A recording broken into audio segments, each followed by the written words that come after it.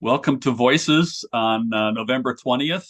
Our host today, our producer, is Tiffany Zamet, who's many of you know from our group before. Welcome, Tiffany. And our guest today is Amanda Goodall. Amanda, who I don't know, but I'm really intrigued by this opening this question about how important is it about what we know and don't know and how we do that. How does that affect our leading? It's a really great conversation.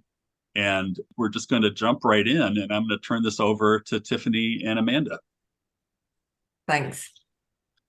So before we begin, Paul is our elephant spotter today. So we all love candid conversations. And in that vein, if there's something that isn't sitting right with you or something that you want to delve into a little bit further later on in the conversation, be sure to drop a direct message to Paul, and he'll get to those later in the session. So Amanda, hello. Hi. Can you just briefly introduce yourself? Sure. My name is Professor Amanda Goodall. I'm a professor of leadership, actually, at Bayes Business School in London, which was formerly called CAS until recently. Okay, that's good. Tom, how do we feel about an icebreaker? Do we want to jump into that? Absolutely. It sounds great. Do you want to tee that up for them while I get the room going? Absolutely. So I have a couple of questions prepared for the icebreaker. What does it mean being an expert leader? And what do you think a moron premium is in business? It's something that Amanda touches on in the very beginning of her book, and I'm excited to ask her what her thoughts are on that. Tom, are we ready to go? All right, welcome back, everyone. So now, Amanda, we're going to jump into a couple of questions. These are just some grounding questions for us to kind of all be on the same page. And we'll start with, in your book, you write about expert leadership. So my first question is, how would you define expert leadership, especially how it's misunderstood and what it's not? So I suppose expert leadership is a kind of term that I use to describe someone who has a deep knowledge and experience in the core business of the organization, of an organization. So it would be someone who, and also someone who has ability. So it's two things. It's industry experience, and it's some kind of level of ability in that core business function. So that sounds a bit technical, but to use examples, it would be, if I've done quite a lot of research in healthcare. One of the areas of healthcare which I've looked at quite a lot is the extent to which leaders in healthcare systems, in hospitals, have been doctors or general managers. And I found in a very early, very simple study that hospitals, the best hospitals in the world, were more likely to be led by doctors, not generalists. So and basically what I've tried to do is look at studies right across many different kinds of jobs. But just to focus on your question, it's really someone who has a deep knowledge about the industry and someone who's got some kind of ability in that core business, if that makes any sense. Yeah, is there anything that expert leadership is not? It's not. Yeah, that's interesting. I suppose the antitheses of expert leadership, the reason I started to look at this was, and I can go back to kind of where I began with it, but the reason I started to look at it was just that expertise and a kind of respect for expertise has started to decline over the last, say, 50 years in the world, I would say. But I started to look at it within my own sector.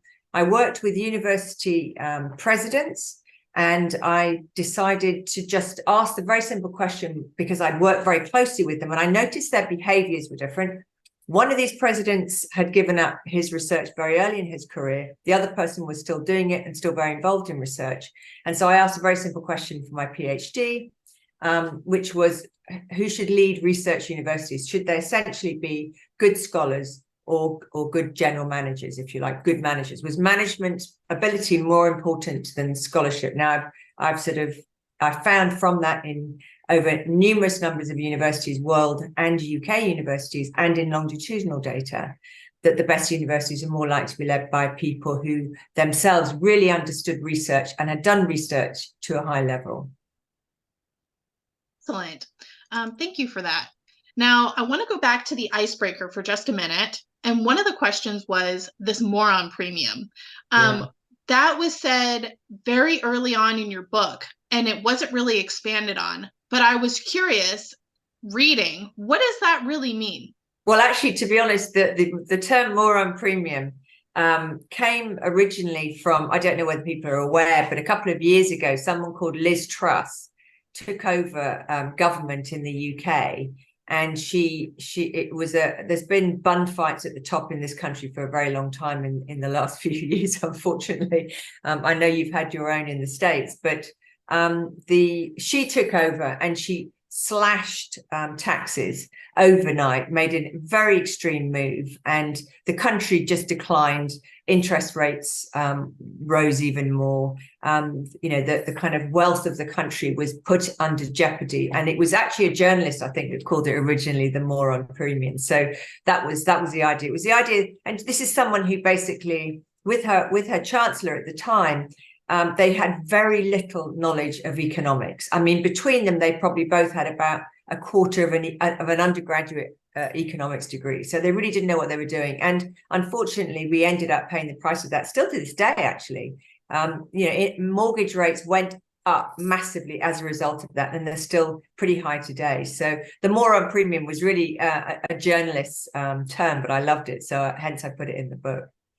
Thank you. That's not one that I was familiar with, so I appreciate the expanding on that. So I talked to my husband, and I was telling him about experts and the core business, and he wasn't familiar with that term. So I'm just going to ask it. What do you mean when you reference an organization's core business? Core business, yeah, very good question. I think that the main sort of the way that I do that is from someone else's definition, which is really the kind of key income or focus, where a company gets most of its business from, where it's got most of its expertise in terms of its product or service, and the thing that I guess the company is most reliant on. So if we think about the obvious kinds of companies, if we think about Samsung, we're talking really about telephone technology. If we think about a law firm, we all know what we're talking about there. We're talking about legal services. We're talking about the thing that a company really has been kind of used mostly, or has been the result of its success. Now, companies deviate into various areas, of course they do, but the core business, and this is an old concept, also goes back somewhat to companies that drift away very quickly from their core business and often become a bit unstable. It doesn't mean you don't evolve your core business, of course, but essentially it's the main thing that a company depends on financially, put very simply. Thank you. And so in a business, what constitutes a non-core functional area? And I'm asking this question because you talk about some businesses in your book that promote people that are marketers that might be a non-core functional area. What do you mean when you say that? Yeah, so I suppose there's two areas. One thing is that all industries, all businesses rely on, a marketing function, an HR function, a PR function, all these other finance function, etc. But I would argue that on the whole, they are there to support the core business, unless it's obviously a marketing firm or an advertising firm or something that has it. So I would say that, and there's been a lot written about CEOs who've been financial experts taking over companies. There's been quite a lot of other people who've written about that, and not always working out. Certainly the car industry was one area in the United States where that focus shifted, and a lot of people talked about I don't mean this in a derogatory way, but if you read others' literature about bean counters going to the head of companies. Obviously, the interesting thing here is that you want someone who is an expert in these different peripheral, or they're obviously central to an organization, but you want experts running those as well. You want really great people who are HR experts or marketing experts, etc., etc. But I would argue that they are fundamentally, they're more or less to support the core business. So if you're producing an electric car, these functions would support the sale of the electric car. If you put as much money into them as you did into the engineering of electric cars, for example, then that might be problematic down the road. So that's what I mean by those. And you still might want someone in marketing who's done marketing around automobiles, for example, and there may be a case to argue for that too. But in essence, what I'm talking about is functions that would support the kind of core business of the organization. Excellent. So before we switch gears into generalists, I just want to ask you your opinion. You talk about the steady decline into mediocrity when it feels like it's our worst performers that establish the organizational standards and culture, not the best performers. Can you expand on that? Yeah, so this touches on a number of areas that I've looked at. One of the key themes, I suppose, is that often people who throw their hand up to be a leader or a manager or whatever aren't necessarily the people that I would suggest an organization wants to pick. They may not be the first choice people. Often, and we know that people who have been trained in a more generalist way, who've got great communication skills, who have been trained in leadership and management, are often those kinds of people who will put their hand up, but also can really do very well in a kind of interview setting. They're versed at communication, they're confident, they've been well trained, maybe have an MBA also. Often experts are, traditionally, they were not always, but they were often people who maybe hadn't had leadership and development training. They may be focused on their kind of what they love to do best. They weren't keen to throw their hat in the ring, and hopefully we can talk all about that. But a key area, I suppose, that worries me is that often hiring committees do what humans often do. And there's a term called homophily, which is like for like selection. And that's known in many scientific fields, recognized this concept of homophily. And often if people on a panel aren't the best I would say the best experts on that panel, they may not select them. I'll give you an example from my world of universities, and I've had this told to me from lots of different situations. So imagine a scenario where we have a department in a university and the president says, we want this department has really declined. We want to raise this department up. The research they've been doing over the last few years has really declined. So we're going to hire someone who is an outstanding physicist to come and head this physics department. But the people in the department are kind of not that high standard. So they're sort of average to, that we know that they're not great, because that's part of the reason that this president wants to raise the standards. So if you put people like that on a hiring committee, the last thing they're going to want to do is hire someone who is a whole lot better than they are. And there's a cliche statement that you'll find. I haven't done the research. I think if I did the research, if HR people gave me data, I'm sure I could support it with research. But the best do, I believe, hire the best. I think they can see what good looks like on a panel. The second best are more likely to hire people who are equivalent to them or lower. And I think that's because in humans are always referencing each other. We're always referencing our position, with regards to other people. Where are we in that kind of, in the monkey pack? Unfortunately, we're pretty simple creatures. And someone who's really outstanding, and I know this happened on many occasions, certainly in my world, I've seen it happen in hiring committees. Often they don't want to get someone who is really, really shit hot. They don't want someone who's much better than them, because it's going to make everybody else look quite crap in comparison.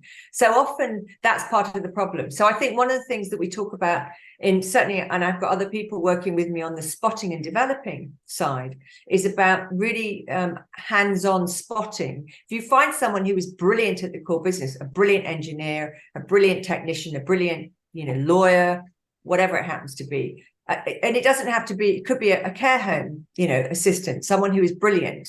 That's the person that needs to be spotted, and in a way it's obvious, and trained and motivated to become a manager or a leader. And these are exactly the people that might be less interested in doing that because they love what they do. So that's kind of another one of the concepts. I hope that answered the question somewhat. Brilliantly. So I'd like to then move on to the problem with generalists. And I only have a couple of questions here. The first one is, please describe what you mean when you say generic management and the role of business schools in this shift, especially what you see as the problem with MBA degree-bearing generalists. Okay, yeah.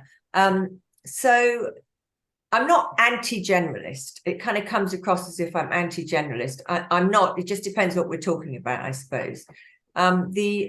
So years ago, if we go right back sort of, 150 years, when schools started to be created actually for people who worked, say, in different kinds of industries, whether it was sort of working in the coal industry or sort of very early industries, it was recognized that people needed to be trained. They needed to be trained in administrative skills. And there was sort of schools for civil servants and all those kinds of things.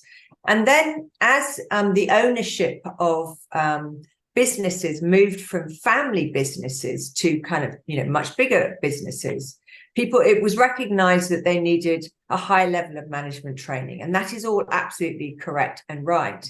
But I suppose where I think we may have gone a bit too far is that many business schools have sold MBAs as if you do an MBA, you can basically do anything you want to do after that. And that has been part of the culture across MBAs, across business schools. I think MBAs are great degrees, don't get me wrong. I teach on an MBA. We have an MBA by my business school.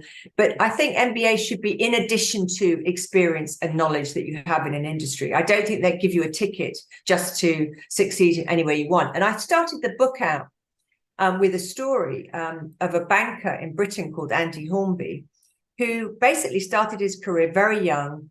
He went on to boards in major PLCs in Britain, very, very young, went into the banking industry when he was in his early 30s, ended up being CEO of the Halifax Bank of Scotland, which was one of the largest banks in Europe at the time.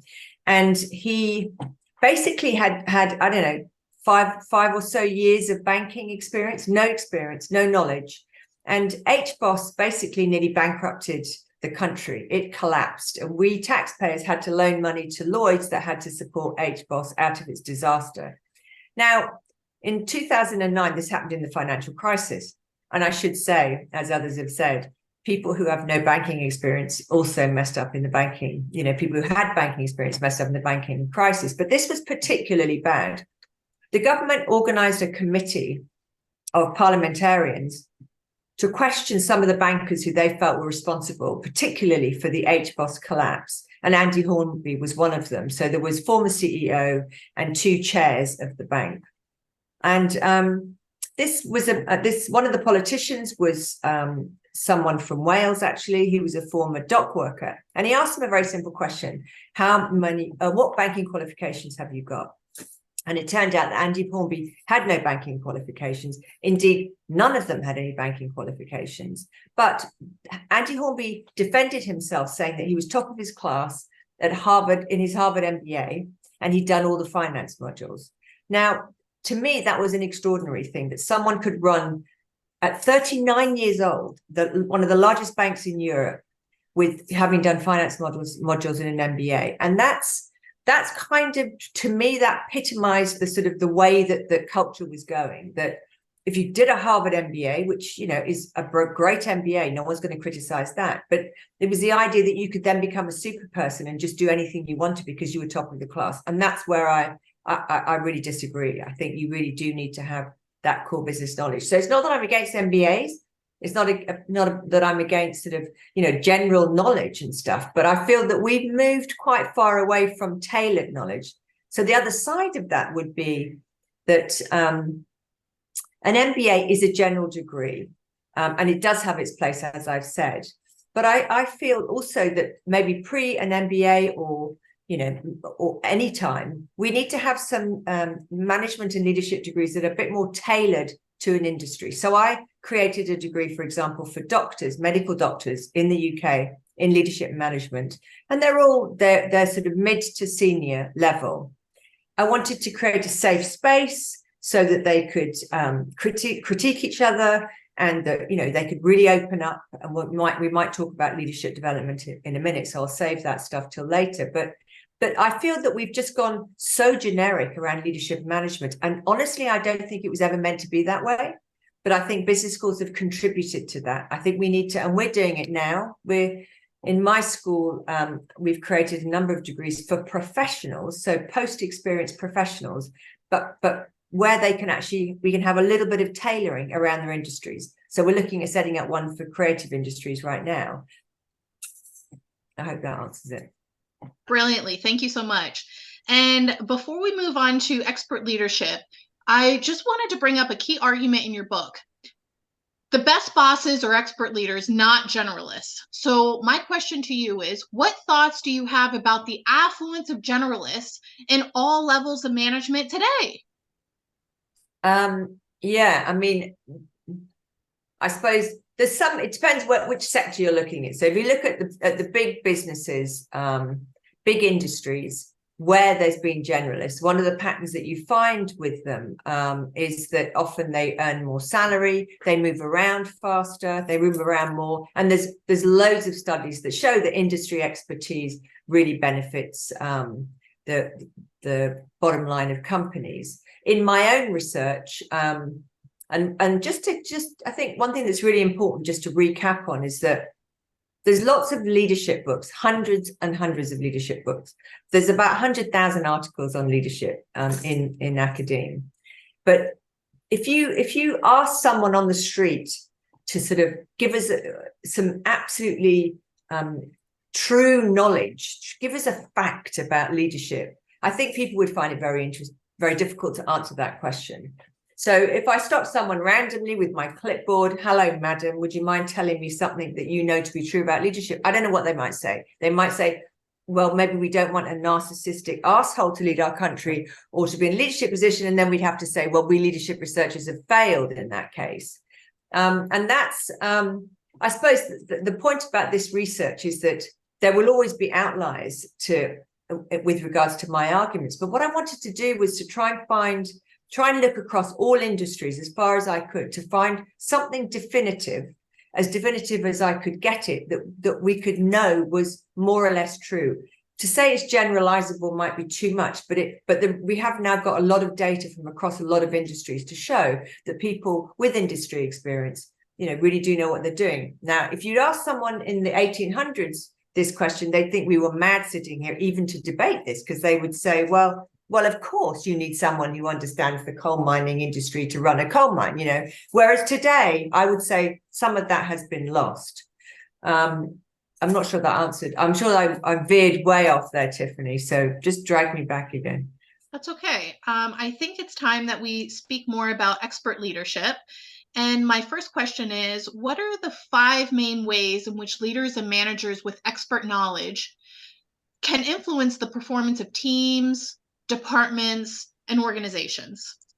So some of this stuff is completely linked to the research, and some of it is tied to other people's research. But just to summarize those key points, the first area that I argue in the book, which isn't necessarily from my research, is the idea that if you have someone who's a core business expert, that the strategy of the organization is aligned with their own knowledge. So, for example, if you have the Crick Institute is a major research institute in London. It's led by a Nobel Prize winner called Paul Nurse. Paul Nurse is always going to have their focus on, you know, or is going to be open to the next big thing in his area or in the area of the Crick Institute. Or, for example, if it was, I don't know, any kind of industry, certainly the obvious ones. There's obvious industries where professionals run them and will only ever run them. But the idea is that if you're really engaged with that core business and you understand it, you're going to keep the organization closely aligned to it. You're not going to choose a path that veers them way off. So that was one of the ideas that I've, you know, talked about a lot. Another one is that if you look at a lot of other people's studies, if you look at companies that take the long view, so we know, again, from other people's research, that companies that are led by someone who has an understanding of the industry, who's had long industry experience, and they are more likely to invest in R&D.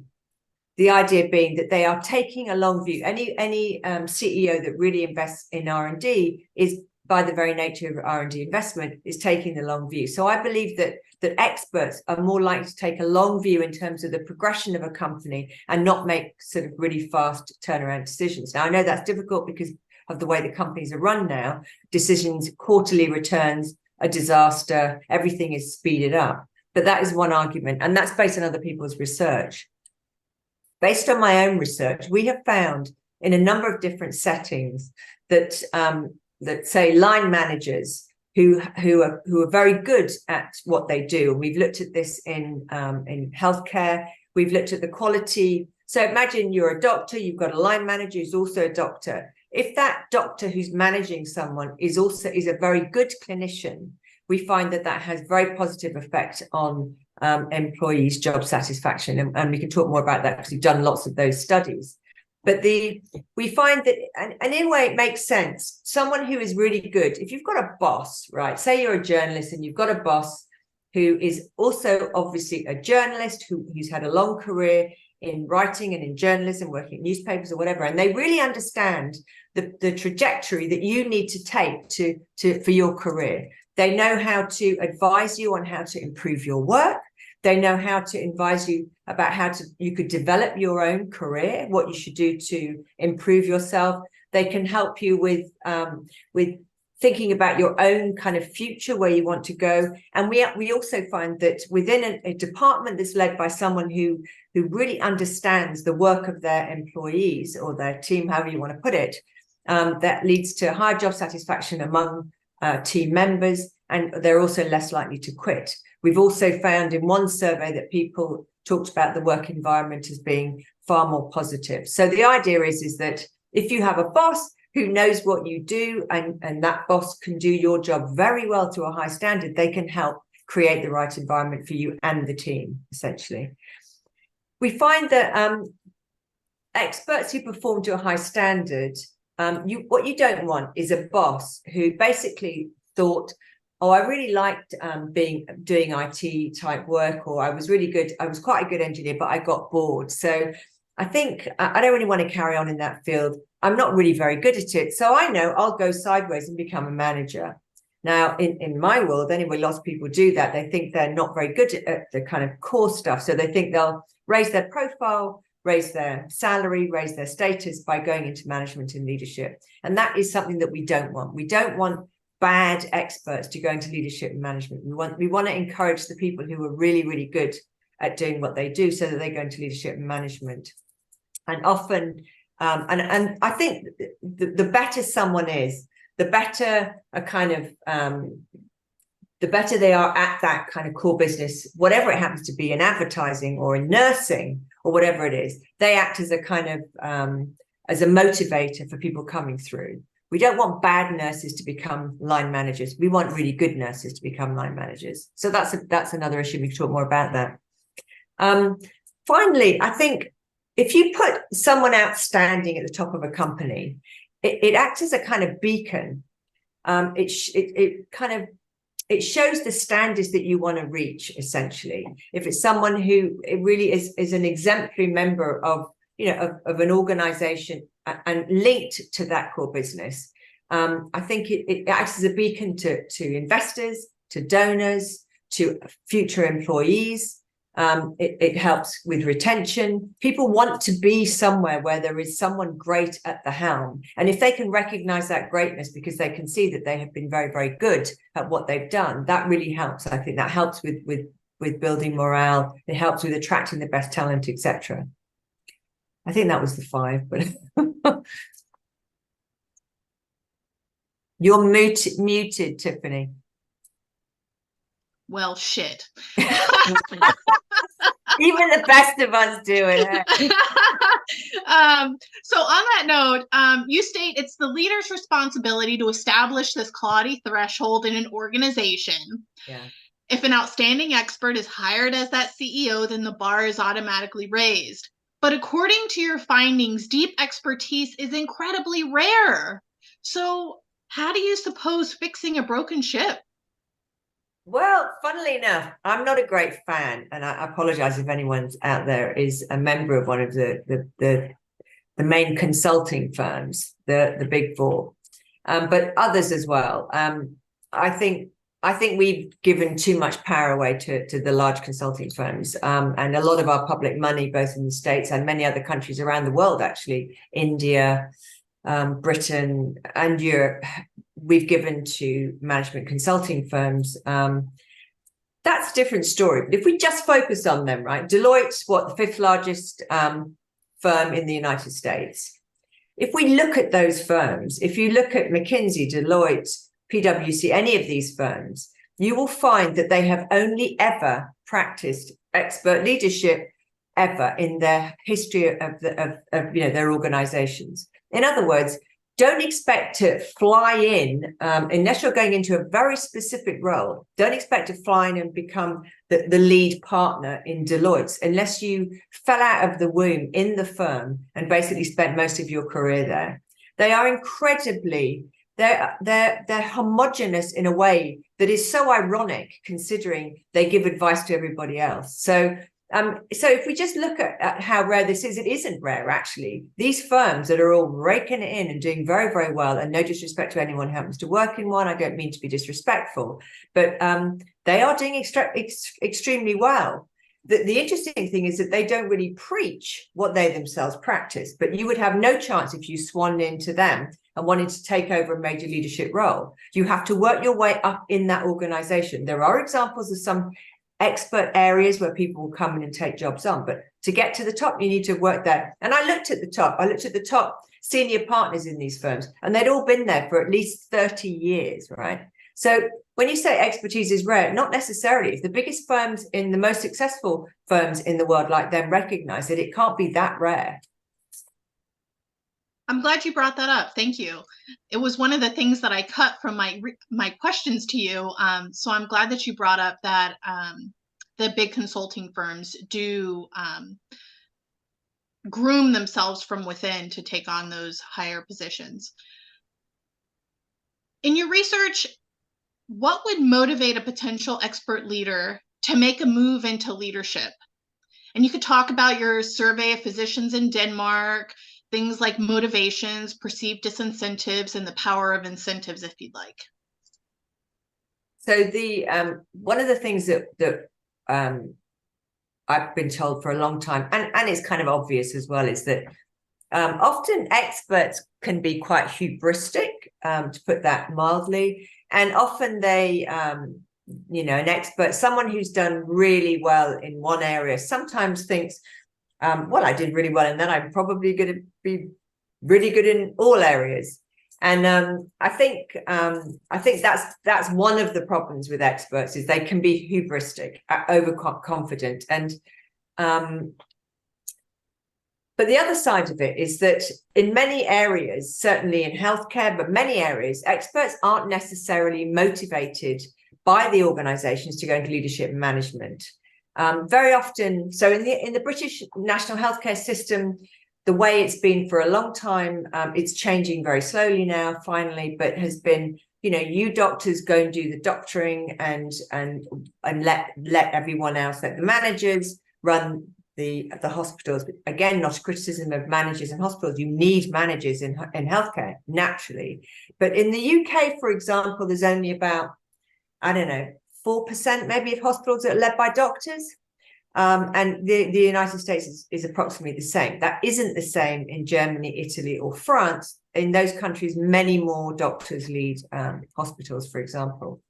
But essentially, I would say that experts aren't incentivized to go into leadership and management positions, often in many places. And they can be difficult to leave, to pull away from their kind of core, because they love what they do. So one of the things that happened was I got this phone call from Denmark, from this healthcare organization. Amanda, you must come to Denmark and tell all these doctors that they must go in leadership management, because the government's going to change the rules and weaken their power, blah, blah, blah. So I asked a simple question, well, how do you know they don't want to go into leadership management? So we surveyed all doctors in Denmark, and we did it a couple of weeks before Christmas. So it was a very last minute thing. I think we got about 20%, 20 or 30% of the population of doctors. So not a high percentage, but enough for us to find out what their motivations were. And it was interesting because they said that they were motivated. 70% of the sample that responded said they were motivated to go into leadership and management. But and then we asked the questions: what were the disincentives? What were the incentives? So, and out of that, they said that they would want more leadership training, that they would want to go into leadership and management to make things better for patients, etc. These kinds of things. So, I suppose what I feel is that, and this is the same with diversity. I've written a bit on diversity and done a bit of research on diversity also. If we want diverse leaders, if we want the best experts, we have to turn the lens onto them and think, and ask them, why aren't you putting yourselves forward? What is the problem? It's the responsibility of the organization to find out the motivations and the incentives and disincentives of the people we want to go into leadership and management positions. It's not up for them to throw their hat in the ring willy-nilly. We need to incentivize them, and we need to create a clear pathway that's one that people will want to follow. And I think that's been a big problem. I think if we want someone who absolutely adores what they do, whether it's watchmaking or whatever the field happens to be, they love their creating their clothes, they like doing their advertising campaigns, whatever.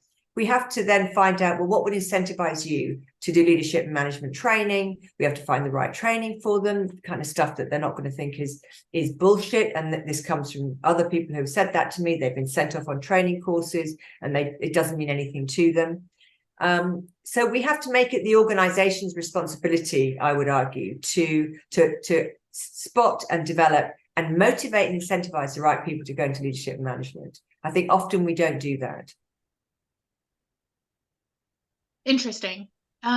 Before we move on to the recruitment and hiring piece, I want to just take a stop at job satisfaction. So you state a person's immediate boss has the largest effect on job satisfaction, which directly influences employee productivity. According to your research with Agnes Baker, where you surveyed thousands of positions in Australia, Switzerland, and Denmark, what were a few aspects of their line managers' behavior and skills that they valued most highly? I think, Tiffany, what I'm going to do is step back a little bit on this. Sure. Yeah. The study that I did actually with two economists, which was the one that kind of, I don't know, to say blew my mind sounds really pathetic, but it was really an amazing step forward, I would say, in the research. And we had 35,000 employees matched with their firms in UK and US data. And we discovered from this matching that the strongest influence on employee job satisfaction came from bosses, which was, amazing. And when I say came from bosses, so the influence of boss on job satisfaction was approximately, in our study, double that of pay. In other words, your pay was less important to your job satisfaction than your boss. And if you think about that, that makes sense. It was the thing that had the largest effect on employee job satisfaction was the quality of your boss, whether you felt your boss was competent. How did competence translate in these data? Whether your boss worked their way up the firm or started it, so it could have been an entrepreneur starting the firm, whether your boss could do the job of those people who were responding about them, and whether the employee considered the boss competent. These were the three factors that we found led to the highest job satisfaction. Now, job satisfaction is a really important thing because we all want happy workers, naturally. However, there is a lot of scientific evidence done by other people, not by me, showing, and this is increasing, that happy workers make for a more productive workforce. And this has been looked at across numerous industries and also within experimental settings as well. So we know that happy workers are more productive. They're also less likely to quit. We know that someone who says they're very unhappy in their job, low job satisfaction, is also a year later more likely to have left their job. So it's really important. So the fact that we found that the effect of a boss and what we call the competent boss on job satisfaction was the most important factor for us was a big deal. Now, then we looked at this further in data that Agnes and I worked on, looking at doctors, and we found, again, that the reason we tried to look at how does the job satisfaction happen with a boss who is what we call competent, who is an expert boss? What is it that they do, which I've touched upon already, actually? What is it that they do that raises the job satisfaction? And it turns out that it was the things that I mentioned previously, things like they understand the nature of the work, they could advise them on how best to develop their careers, they could assess them very, very clearly. So you want your work's got to be assessed, and it's usually assessed by a line manager. If that person could do the job to a high standard, then they could assess the work of someone very, very clearly. They could advise them on how best to improve their work. They could advise them on how to develop their career, etc. So these are the factors that we found that really contributed to job satisfaction, and job satisfaction is massively important for productivity, including that we want happy workers. Okay, and it shows that as worded by surveys of employees, expert bosses score high on a range of measures. Is there anything else as far as those measures that you'd like to touch on before we move on? I think one of the most important things about anyone who is really focused in on one area in whatever field that happens to be is the fact that when you focus in, you want someone to have a very narrow focus. If it's someone who, I don't know, who's a telephone engineer or whoever, a doctor, lawyer, whoever it happens to be, they need to focus in on a very, very narrow field to get good at what they do, to become the best. A school teacher, a nurse, whoever it is, they need to focus in. Now, as they go through their career, what you want them to get really good at that, but then you want them to widen the lens as they go along. And I think that is really, really important part, is not having someone dive into leadership management too early if they are in one of these fields, but they need to eventually widen their lens. And I think, as I've said before, experts need more than others possibly help with behavioral stuff. I think we all need advice in leadership development stuff. And I don't know if we're going to go on and talk about leadership development, but I'm a big fan of leadership development. And the one thing that I've said in the book all the way through in all of my research is expertise is not a proxy for being a good leader and manager. You absolutely need to have that as well. It's in addition to that. So in that case, we need to have the right kind of leadership development to give these experts that kind of skill. So that's one extra thing I might add. Okay, so before we go into breakout, I want to just read a one-page excerpt from your book, and it has to do with recruitment and hiring. And then I want to put people in breakout rooms for about 15 to 20 minutes, if that's all right, Tom? Yeah. And this is something that you share is familiar in many organizations. So here's what it says. Your organization has no formal succession planning. Instead, talent spotting happens when a management position opens up, usually because someone has left. HR advises the vacancy, a job description is recycled from the archives, and everyone waits for applications with curiosity, thinking, I wonder who will apply.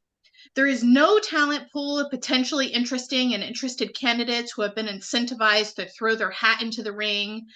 And so, unsurprisingly, no top-performing internal experts apply, since they are way too focused on their day job and have no interest in more meetings or admin. After all, no one goes to law school or teacher training to sit in meetings. A hiring committee wades through the pool of applicants. The committee consists of an HR representative and someone from the department, which is recruiting, whose main concern may be that the new hire does not try to change too much in the department, like you said. High-flying applicants are often the most threatening because they outshine the panel members, and if hired, might suggest the level of productivity should be raised, meaning more work for everyone. In the screening process, they can be strategically dismissed as either overqualified or overconfident. Those who look most like the committee members are eventually shortlisted.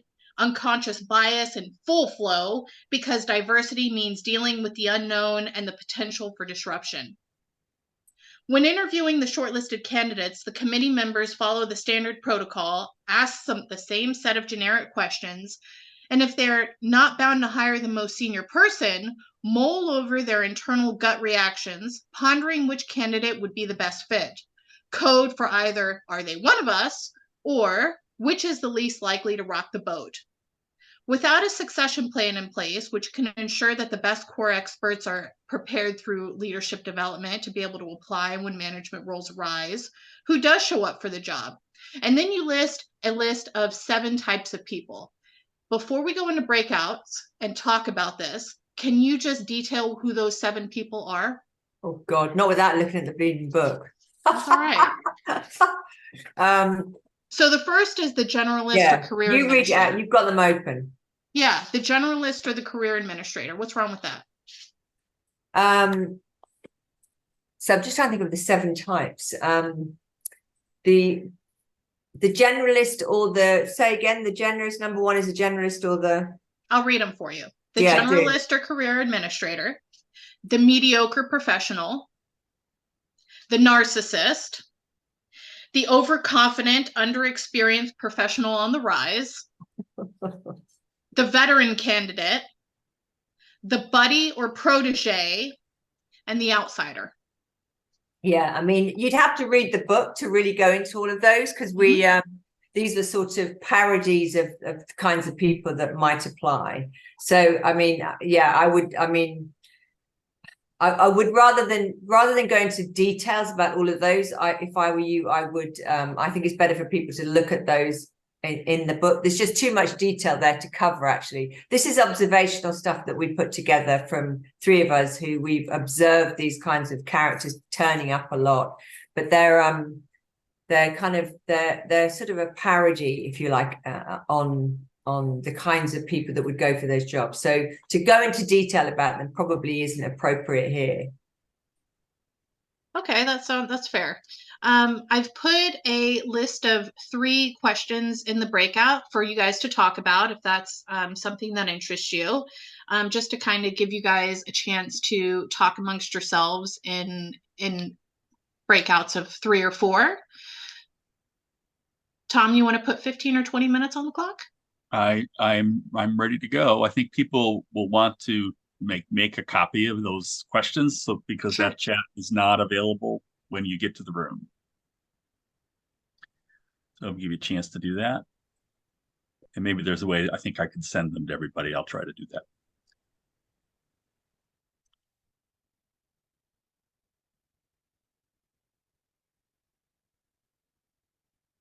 Before we move on to training and development, I just want to finish off with just one final question here in the recruitment and development space.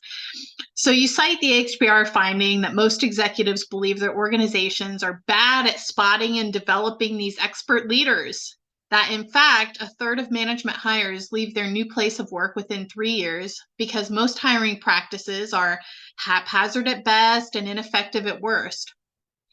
So since developing teams and future leaders is rarely a priority, and hiring, retaining the best people is easier said than done, as flagged in your book, what steps would you suggest organizations take to course correct? The data that you mentioned at the start of that was actually someone else's study, in fact, I think it was in Harvard Business Review, but yeah, they talked about how retention often was bad, was poor. I suppose focusing on experts, I would say, and this came up in our last session actually, about who you would put on a panel.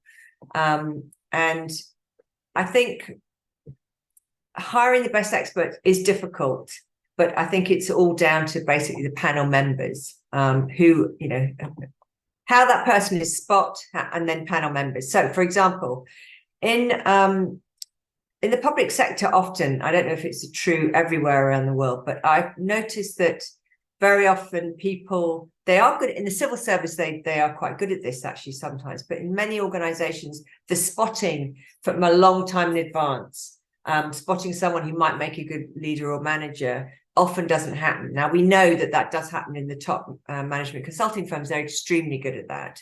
And I think it's a shame that we don't spot people and develop them, take the long view, if you like, much more, particularly in the not-for-profit public sector. I don't know.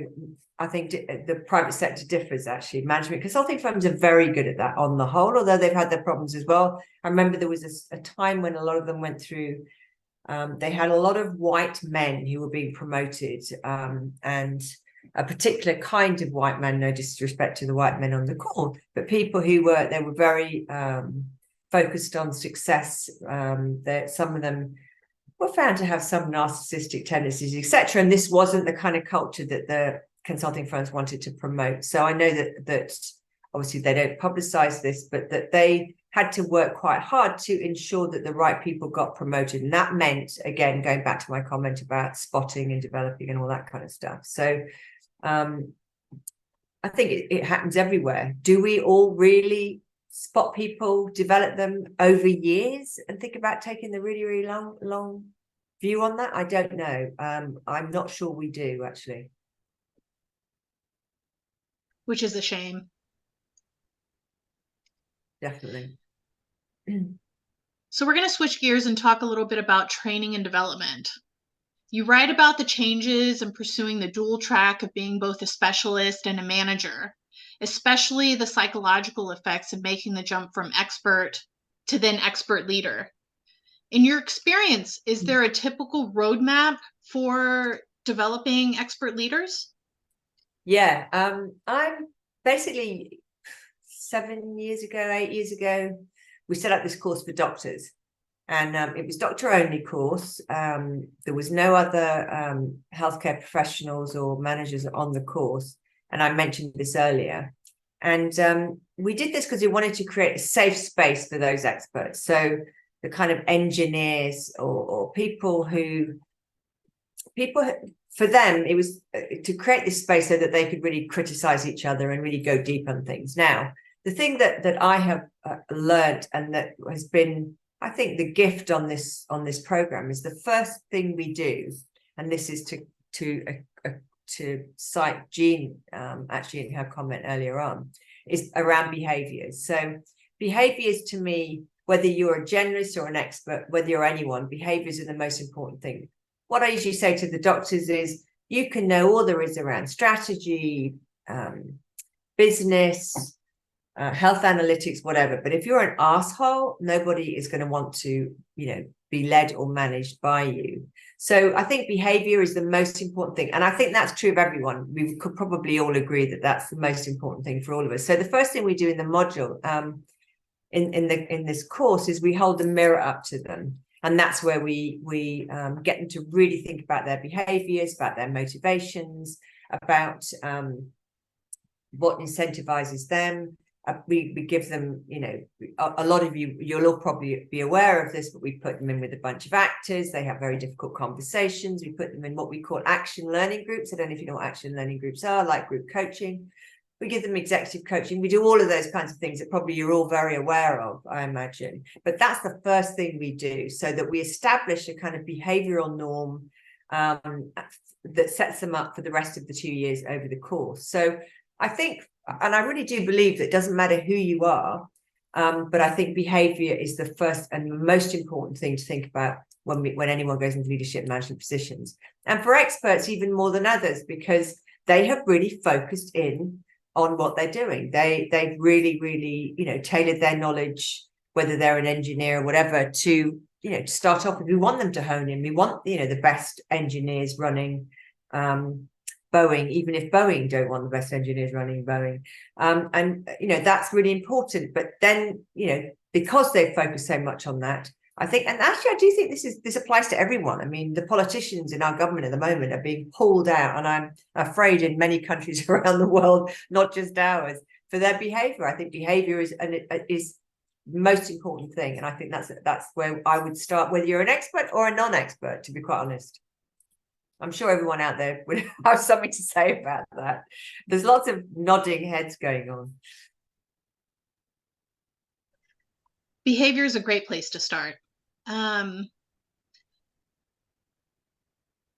Let's talk about development for a second. So some 50 billion globally is spent on leadership development programs, which you share that often fall short because they're too generic, they're poorly conceived, not based on the latest scientific evidence, and which are ill-equipped to nurture expert leaders. You state, it's a fallacy to think that there are generic skills which all experts can add to their leadership toolkit and apply across the board regardless of context. Can you speak more to this? Yeah, I suppose we're all aware of leadership development programs and how they kind of exploded a number of years ago across all of our worlds. And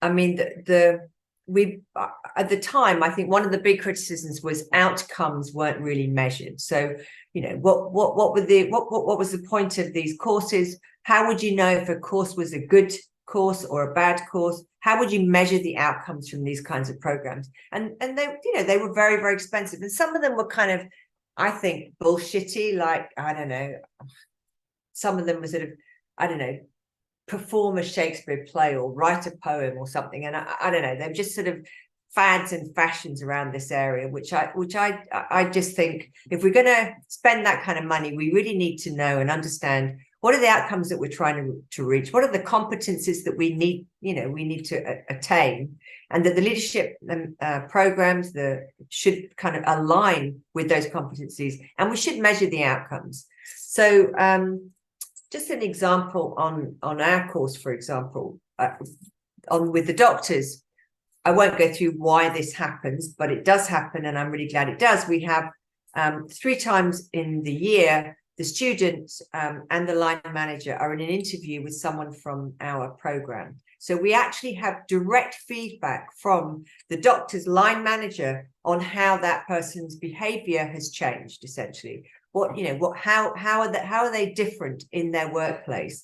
Now, we're collating all of this data from the last 7 years, and that's the kind of stuff that, you know, I think we're so lucky to have, because we can really understand what the strengths and weaknesses are from that. But I think one of the big problems really has been this kind of, you know, throw everyone together, go away on some, you know, in some nice place somewhere, and I don't know, do some kind of event, and somehow that's going to help with leadership and management skills. And I think probably we've moved on a bit from where it started. I'm sure there was some completely wild things in the beginning, but I still feel that real outcome measures aren't necessarily always, you know, always identified and later measured.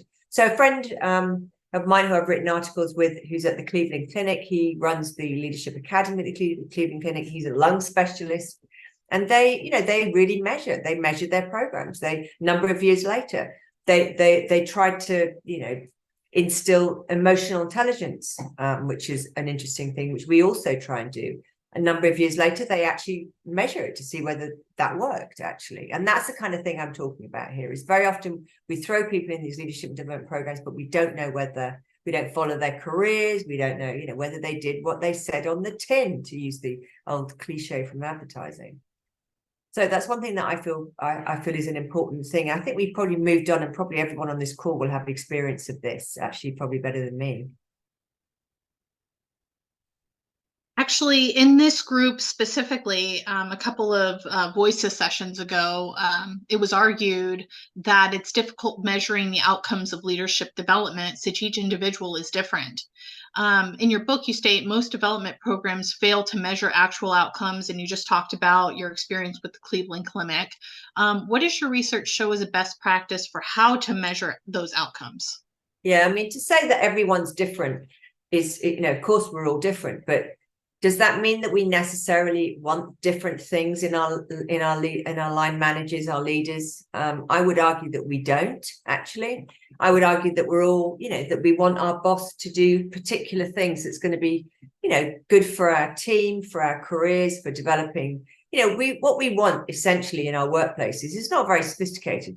We just want to have the best possible conditions so that we can do the best possible job that we can. And that's kind of not that difficult. So we really want, I would have thought, a line manager who understands listening, who understands, you know, various things. So I guess I would challenge that idea. Yes, we're all different. And that doesn't mean, that doesn't mean that you're not able to do it in a diverse way, if you like. In that sense, people are different. Yeah, of course. But I still think that whoever we are, we want a boss who understands what we do and who's going to support us in our career and fundamentally help us do the best we can. I think that's kind of a basic. And now I've forgotten the other part of the question. Yeah. So how do we measure those leadership development outcomes? Yeah. Well, yeah. That's something that is not my particular expertise, but there's a lot of research now on how to measure leadership development outcomes. So the kind of things that some of the things that we've done is we would pursue a career. We would see where our doctors go in their career. So we document their career development in terms of promotions, etc., and what they do. We've obviously got these meetings with line managers. At the Cleveland Clinic study, they call people back in and they did another level of tests with them to find out whether they actually, because this specific one was on emotional intelligence, had they actually acquired any more emotional intelligence than before, and so they could do tests for that to see if they'd acquired it. So I think it's not my level of expertise specifically, but I think there's lots of ways that we could actually, find out whether outcomes are being met in terms of, lots of different ways, whether it's career progression or whatever. I mean, 360 surveys. This is one thing that's done sometimes with line managers. I don't know. I'm not sure what I think about that. Partially because I live in fear that I was ever in that situation, someone would do that about me, but they're possibly useful. But I think there's probably others out there who could answer that question better than I. Yeah, fair enough. So I'm going to go off the rails here a little bit. And in your book, you state that 25% of workers rate their job as either socially useless or doubtful about the usefulness of their job. Do you have any advice for the population who feels this way?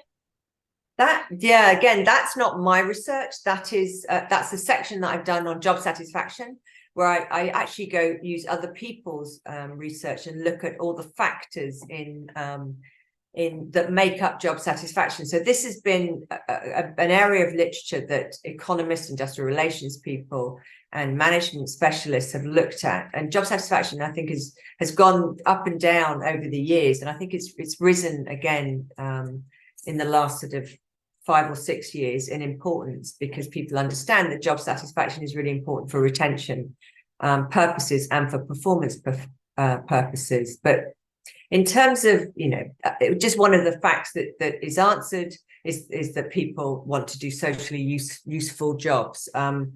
That's just a factor that comes up in most surveys on job satisfaction. But there's probably not much I can add to that, partially because it's really other people's work. But I do try in the book and go into all of the levels of job satisfaction, and I also touch on happiness and happiness economics, because I think those two things are also very important, because ultimately happiness and job satisfaction are really important to the workplace and of course to our lives. And as I've said earlier, bosses make a massive difference. The whole cliche statement about people don't leave bad jobs, they leave bad bosses, from what I can find from our research and others' research, is that is absolutely true.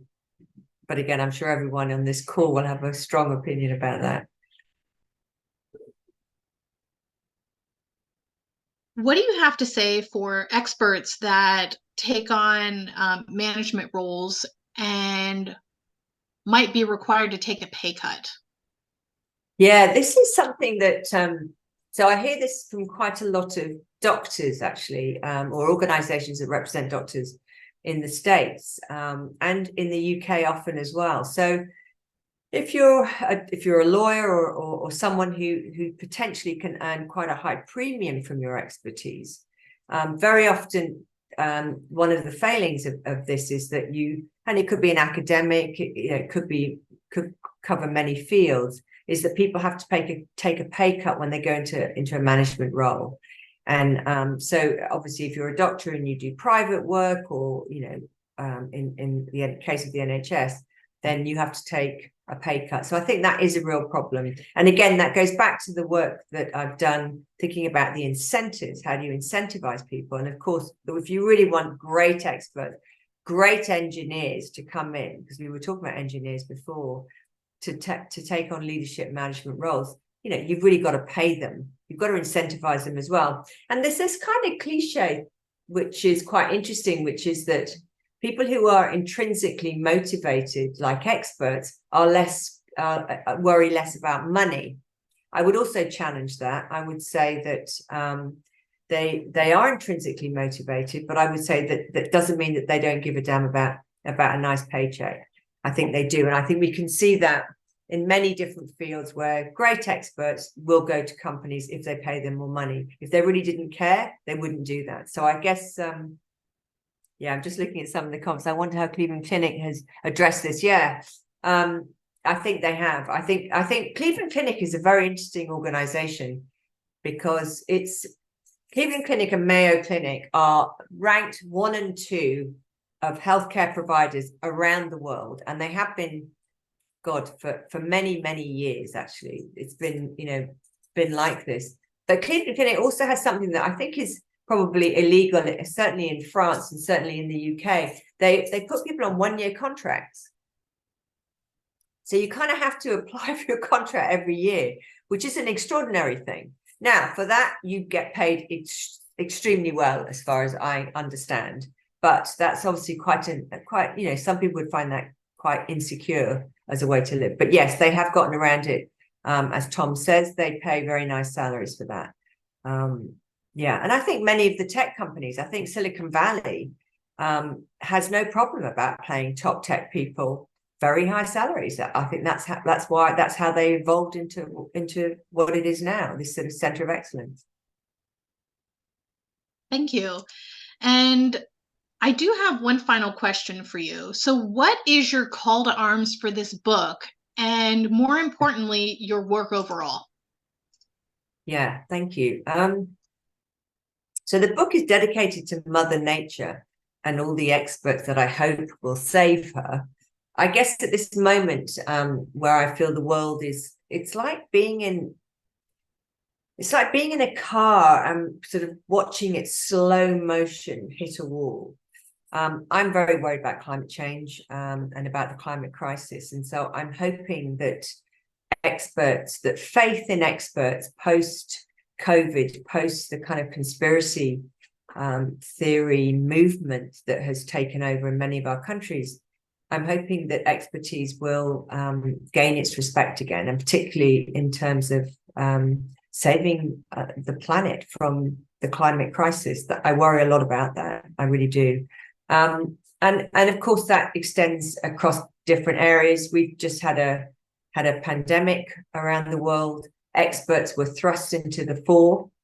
In some ways, actually, I would say, and probably I think some people might agree with me, certainly Rose, I think, would agree with me on this, maybe Jeannie as well, is that in some ways, I think we had groupthink, actually, I think, during COVID. I think we heard too much from public health people, and in our what was called SAGE, our committee that sort of led the crisis, there was no economist, there was no cost benefit analysis done, etc. So I think actually that's one thing I would add, is that when I talk about experts, I again, just to point of Rose, actually, is I really do want a mixture of experts. And I talk about this in the end of the book, actually. I talk about the kind of ideal expert-led, the expertocracy, the expert-led organization that works really well. And that means diversity of thinking, but at an expert level, if you like, which doesn't mean that, you know, that again, this is not an anti-generalist thing, but it's an anti-groupthink position. We need to avoid groupthink. And I think during COVID, there was quite a lot of groupthink personally. But yeah, I just think my call to arms is, yeah, I really hope that, you know, we're in a crisis here with measles and all those old diseases that we all thought were kind of out of the way because people are now cautious, very nervous about taking vaccines and things like that. I just hope that we can bring experts back into the fore and in our companies and our organizations, and particularly in my government, please, we need some experts. We need to escape some of the nutters that have been in power that, oh my goodness, I won't swear, but you can imagine how I feel. So I guess that's my call to arms is, let's listen to experts again. Excellent. So we're a little ahead of schedule.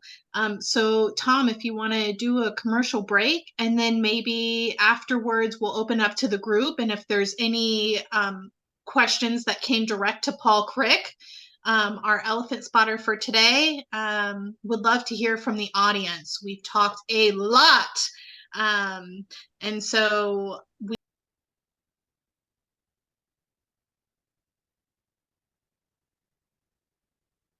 So I'm going to promote you, Amanda. So Amanda has at amandagoodall.com, she has all of her research papers that she's written for Financial Times, etc. So she is more than just a book writer. She publishes a lot of different writings on her website. So if you're interested in more of Amanda's thinking around things like gender pay and a lot of different things, feel free to visit her website as well. Yeah, it's all out there and available. I like to make my work available as possible.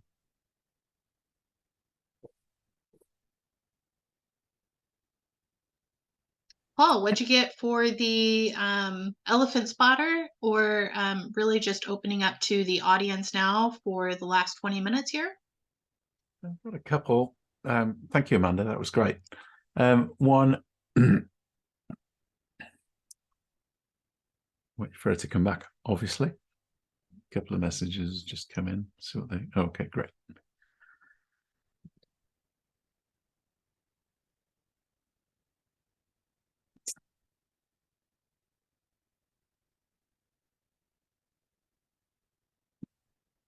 What was the one I was going to ask?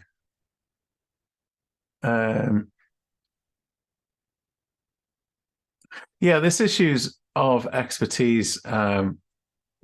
Bosses are encouraged not to micromanage, and yet you have to stay in the details to be an expert. So I certainly was curious as to your view as to how you do that. I don't know if that's really around defining expertise or behaviors that you've laid to, but what's your kind of view on that? Yeah, that's an interesting question. I guess I would say the opposite. I would say that someone who really understands what a person does in their job is going to micromanage less. Now, micromanaging, one can't kind of, that's just probably a personality thing as well, actually, probably rather than anything else. But I would argue that if you really understand the nature of someone's work, then you can trust them much more than you can, So for example, often I say to journalists, imagine that you get managed, suddenly you've got a new manager and they've come in from, I don't know, a department store, and they don't really understand what you do as a journalist. And this is an extreme situation that would probably never happen, but it makes the point.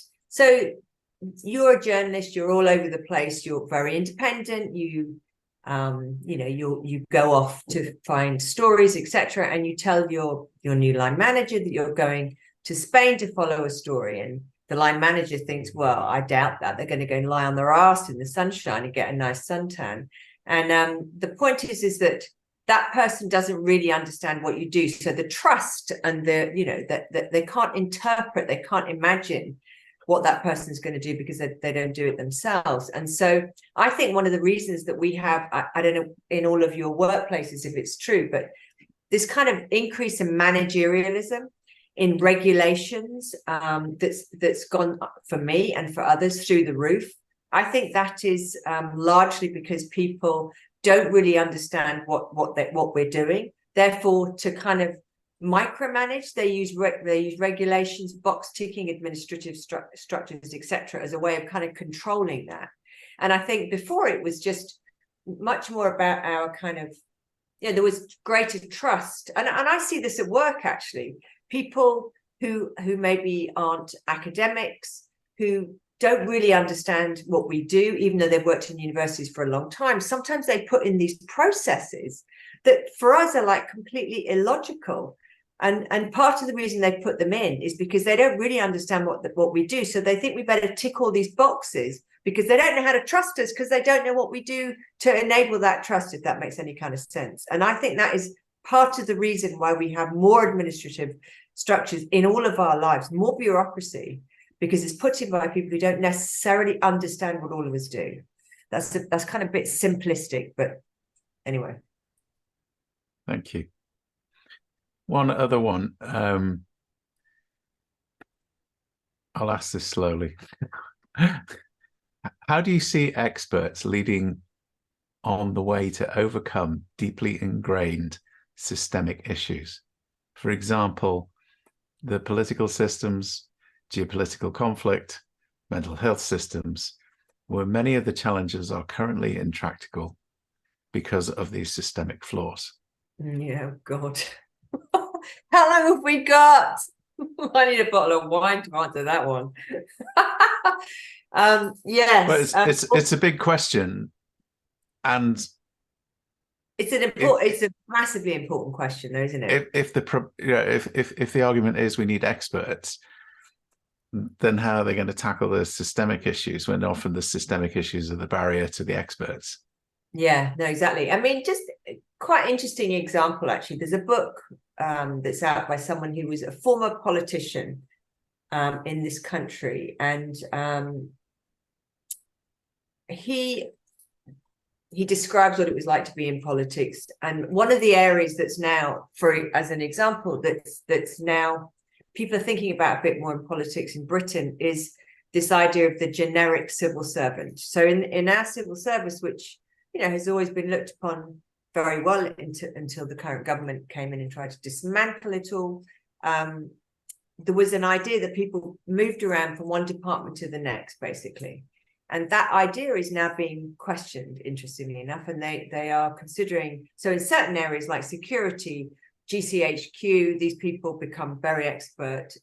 Some of them become very expert, but there's still some people that move around. And an argument is now that maybe it's better to have civil servants, and I bet Rose has got an opinion on this probably, to have civil servants who actually gain a deep understanding of the field that they're in. So when I gave a talk to the City of London Police a few weeks ago, and we were just remarking on how the high turnover in this Conservative government of heads of departments. So I think education over 13 years had 8 different heads of department who were politicians, right? What could they possibly know? Now they are, making policy on education. What could they possibly know about education? I suppose that's where I think we really do need to have a much stronger relationship with experts. And some countries do it much better, actually. I think France does it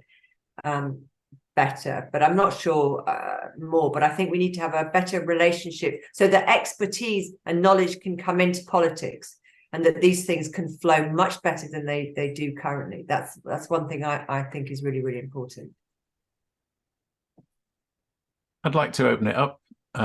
Does anyone want to raise a hand to ask a question? Does anyone want to jump in with a question? Can I just say to people that are going, thank you very much for your comments. I think Molly's just off now, and it was really good talking to her. Is it Jean? Yes, Genevieve. Yes. Genevieve. Yes, Amanda, I have a burning question that I would like to ask you. Do you happen to recruit neurodivergent people?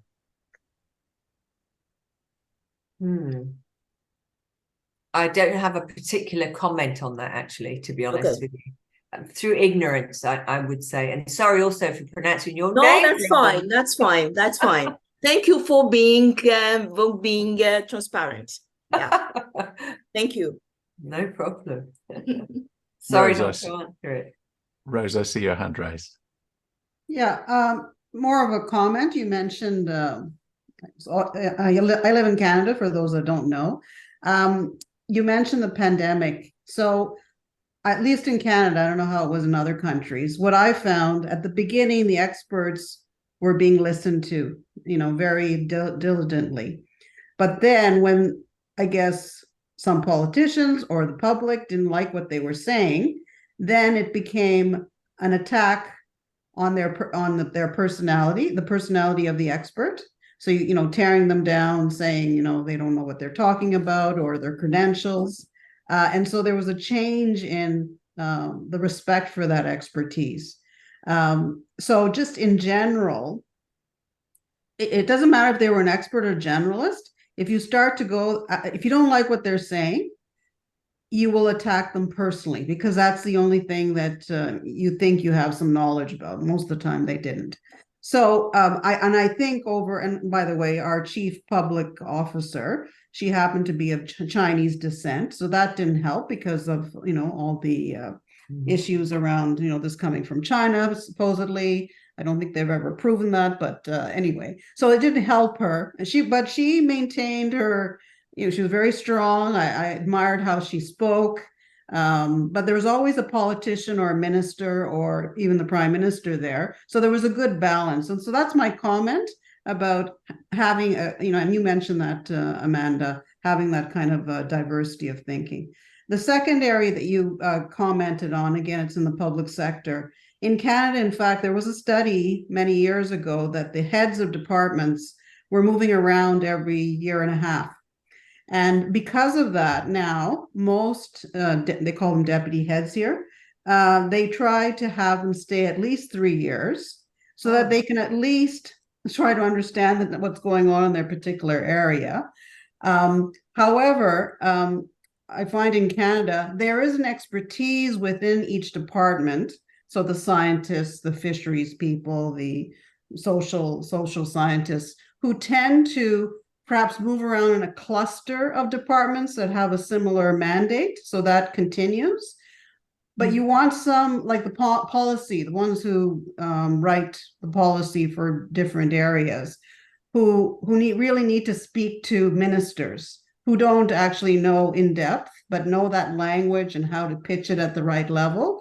There is an encouragement that they move around. So again, it's going back to this kind of mixture in an organization, so that it's not everyone moving or everyone staying, but there's a nice balance. And someone needs to be, or a group of people needs to make sure that's happening, ideally. It doesn't always happen. And therefore you see bad advice and bad policy. Mm-hmm. Very interesting. Thank you for that. Really. Thanks, Rose. Tom, you have a raised hand. Just yes, I think the microphone's in the left-hand corner, Tom. Thank you.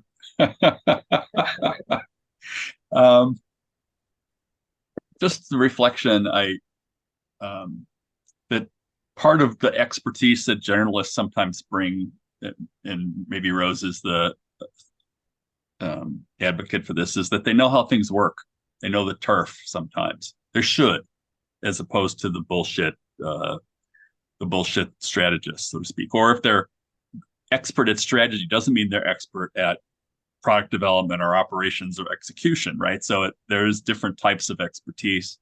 Absolutely. One observation. The second one is one of my favorite go-to people to quote, and I wish she would come to Voices, but she has never said yes. Anita Woolley is someone from Carnegie Mellon and the Collective Intelligence Institute at MIT. I don't know if you've ever contacted her, but her work, I love it because it's so simple, and she basically brings teams together and has them perform tasks that she can measure outcomes on, and then she observe what are the factors that make teams more effective or less effective, and organizations by implication. And it comes to two things in her research. One is, well, you have to have the knowledge in the room to solve the problem, the right mix of expertise. Mm-hmm. And the other is you have to have the social intelligence to get the knowledge to work together. Mm-hmm. Basically. Very and it makes so much sense. And I'll just say that as an interesting perspective on this and an affirmation of the need for expertise. Mm-hmm. So, well, thank you. Mm-hmm. I go to my lower left-hand corner now and turn my mute off.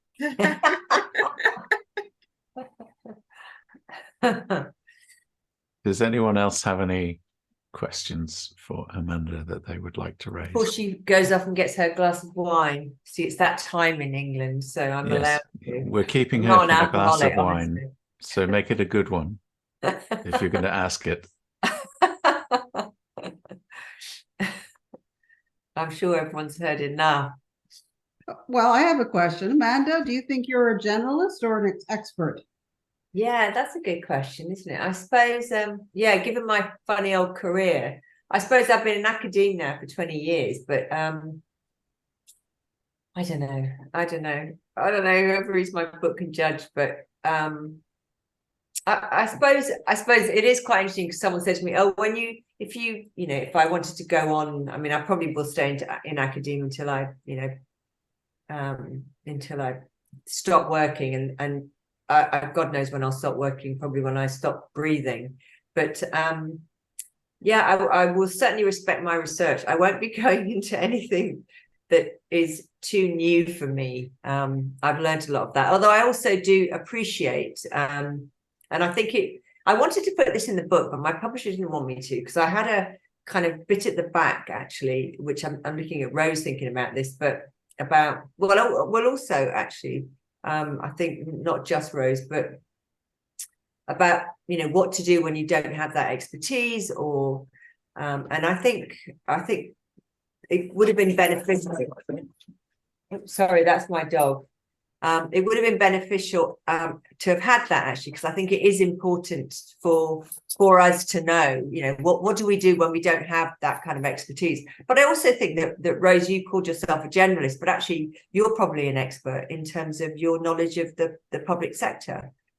So an expert isn't necessarily someone who's trained in a specific, very sort of narrow skill. It's someone who's worked in an organization or in a sector for a long time, people who understand. You've been in your industry for a long time. I'll throw that question back to you. Would you see yourself as an expert in terms of your knowledge of the public sector? Yes, I know how things work, but I'm drawn to things that I don't know as well. So that's where I have an appreciation for expertise, because I think that's a gap in my knowledge. And even though I know how things work, I always wonder why things are not working the way they should. So but if I were to put a label on myself, I would say I'm a generalist. Mm-hmm. Okay, well, we could argue about that another time. Yes, thank you, Amanda. What a pleasant guest you are. Very colorful. I like all the photos and the pillows. Everything looks so good. Love the rings. Very photogenic. Yeah. Well, thank you. Yeah. Yeah, I'm an expert in buying jewelry. And I think that the goal of having you today is to help people have a perspective that it isn't all about soft skills, but it isn't all about the technical ones either. And I think you served that well. Thank you very much.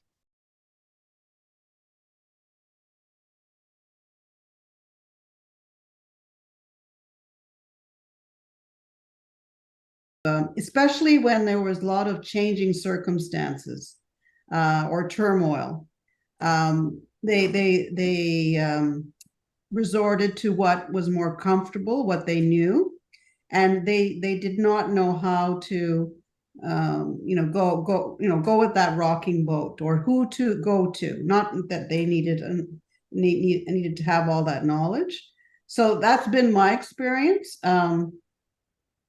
And I recognize that's not based on research, but as you were talking, it's not resonating with me. I respect all the research you've done, and I recognize it's in the private sector mostly, and public sector, so the medical or healthcare. But my experience has been not so great with expert leaders, so-called. Can I just ask one question, and then I think I've done enough bloody talking, frankly. But just which part of the public sector were you working in? So I live in Canada. So I've probably worked in 10 different organizations in the public sector, and every one that I went to, I was the generalist, and so I had to learn the mandate of the department.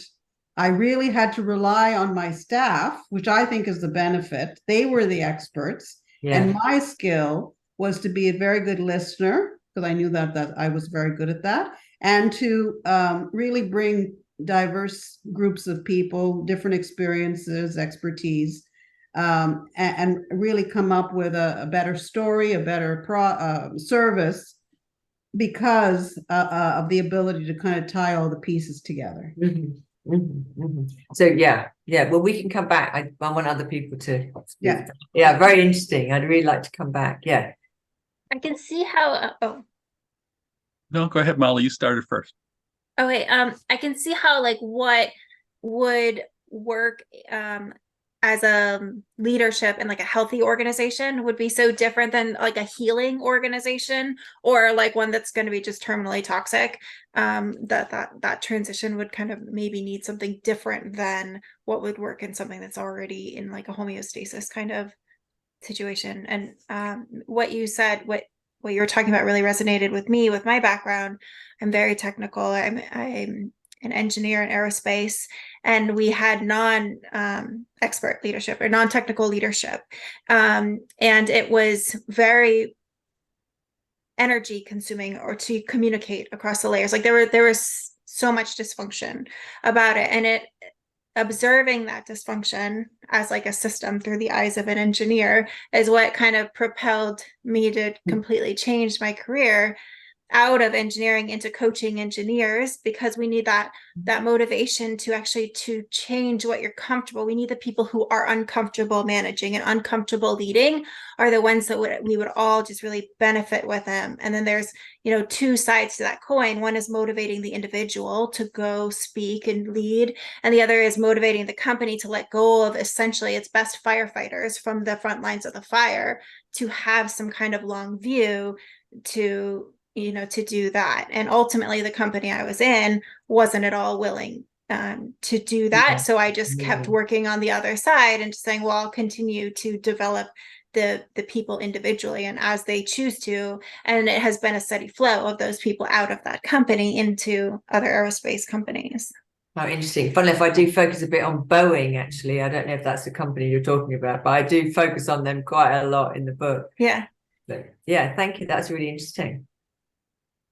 So just two things from my own experience. Either end of the spectrum to me is problematic, because I can vividly remember the problem. The expert's hammer of choice is how they see every problem, and so I can literally think of a conversation last week where the struggle for this expert was the manufacturing people versus the engineering people versus the finance people. You could have expertise in all of those functions, but they're all bad about seeing the working across lines sometimes and working outside of their own expertise. And so I 100% agree expertise is critical, but some experts might be really better leaders, but some experts are not better leaders. Put it that way. Yeah. Definitely. I mean, just to add to that, that's why they need to be developed. I mean, that's why you need to take them away from that comfort zone. I think Molly would probably agree. That's why you need to get them to stand back and have a bigger picture. And I think, just Rose, I think your comments are really interesting. But I think what's interesting about Rose is that, and it sounds like an insane thing to say, but you know what you don't know. So when you go into an organization, you describe yourself as a generalist, right? Well, I'm not sure that everyone who goes into organizations who doesn't really understand what's going on in them, whether it's in housing or, whatever it is. In fact, Canada's got a very interesting case with its public health system that got, the experts got dismantled, and Canada used to be, it was the world leader in kind of, there's a freaking virus coming over that hill and Canada would be up there with the alarms blowing. Well, they dismantled it all, and, and that was a real shame. But I do think, Rose, you're an example of someone who knows going in, I need people by me who know about, because I don't know this. Now, I wish all non-experts in those situations were like that. Maybe they'd have more humility, and then, Yeah. Yeah. A generalist who's not a narcissist. Well, I used to ask lots of questions, lots of questions. I can go next. Thank you very much for your book that I'm just discovering. I'm smiling because I have always been an outsider. Always been an outsider because nobody was expecting to hire me, actually. It was sometimes very difficult. Maybe the reason why when I get to the place, I even go beyond the expectations because I know that people are, watching, and I have been running 3 different companies. And there is something that is repeatedly coming in my work is that I always go somewhere that nobody wants to go. And I do the work, and then everybody then want to come there because I have done the most difficult thing. It makes me smile because, and I have done private 10 years, NGO 10 years, and government 10 years, 30 Wow. years. And since I have been in coaching. So I have been able also to hire people who was highly skilled, with very high level, but they was working with me, and both were, matching very well, and I mean that I love the idea of expert. And as Tom said, you have some really leaders that they are really not good. It's really visible. You can hear it, you can see it. And yeah, this is it. And maybe that we have to continue thinking about the fact that mixing the kind of people who will be leading companies, because leaders don't always offer the best, and people who can come really outsider and they see things and they feel things that others cannot see. And I have done that 30 years in my life, And I'm French, and I have worked for Marks and Spencer. I have worked for international companies, Marks and Spencer 10 years, etc., etc. And,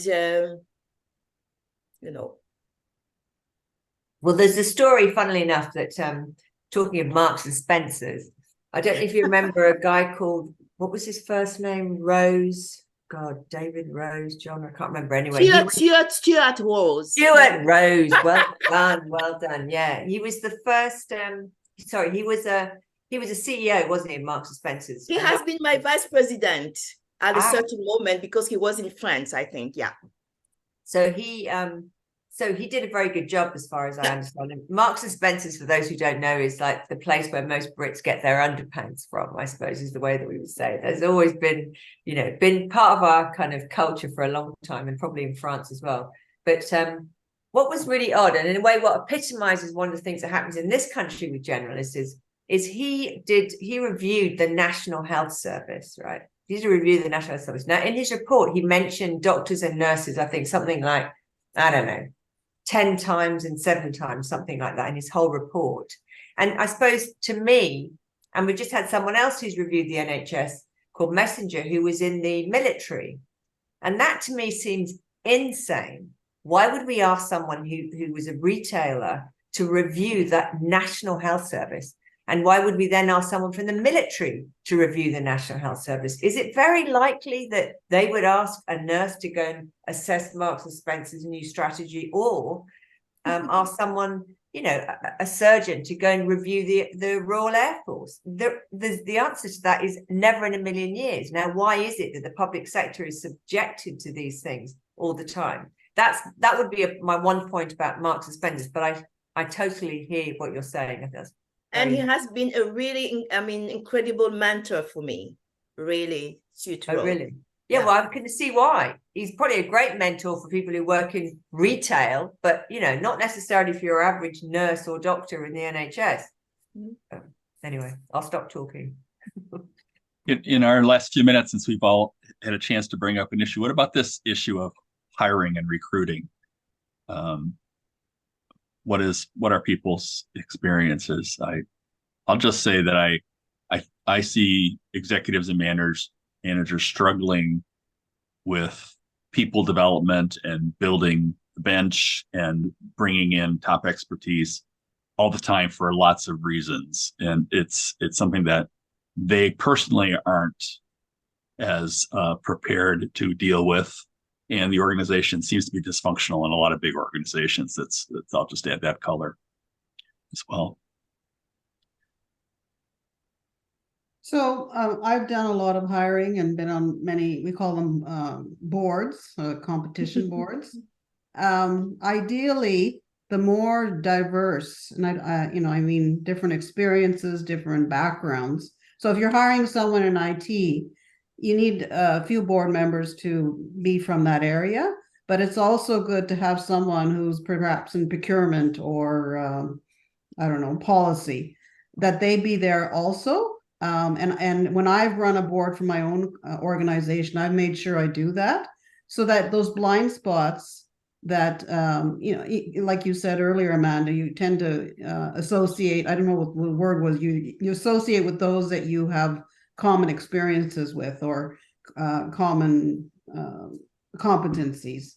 That has, there's always a great discussion about, well, this person has 75%, but they're lacking this. And then we realize that whatever they're lacking is what's needed going forward. That's the ideal scenario. It doesn't always happen, but anyway, that's my own experience about a good practice.